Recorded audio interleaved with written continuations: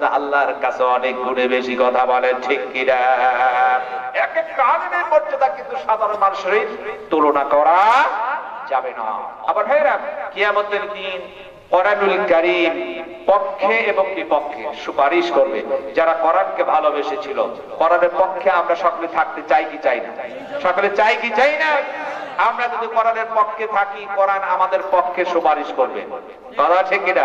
আর কোরআন যদি কারো পক্ষে সুপারিশ করে, তাহলে তার মুক্তি 100% আছে, কথা বল ঠিক কিনা?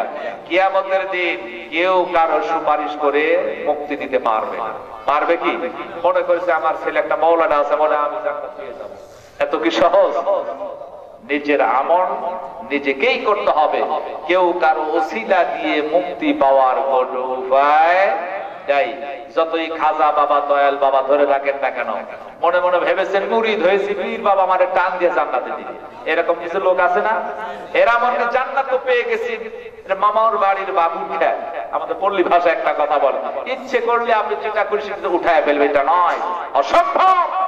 আপনাকে জবাবদিহি করেই যেতে হবে। এজন্য আমাদের কিছু ভালো আমল করার প্রয়োজন আছে কি নাই? আজকে আমাদের দেশে দুঃখজনক যে ইবাদত গুলো আছে, শিরকে যুক্ত ইবাদত এখন ভিতরে ঢুকছে বেশি। শুধু শিরকি আর শিরকি ভরপুর। শিরকি মুক্ত ইবাদত করতে হয়। শিরকি যুক্ত হলে ওই ইবাদত আল্লাহর দরবারে মঞ্জুর হবে না। আজকে মানুষের ধ্যান ধারণা এতদূর চলে গিয়েছে, আল্লাহর পথ থেকে ধ্যান ধারণা মানুষের মধ্যে ঢুকেছে। মনে এই একটা কিছু করতে পারবে, মানুষ দৌড়ায়, ছেলে হয় না মেয়ে হয় না, দৌড়া মাজারে বুঝিরা যা বলে। আবার ল্যাংটা বাবা, ওই যে সালা বাবা, শিকল বাবা, বিড়ি বাবার পিছনে দৌড়ায়, কিচ্ছু নাই। বাবা তুমি আবার একটা সন্তান দিবে না, মানে সন্তানের মহাজন হয়ে বসেছে।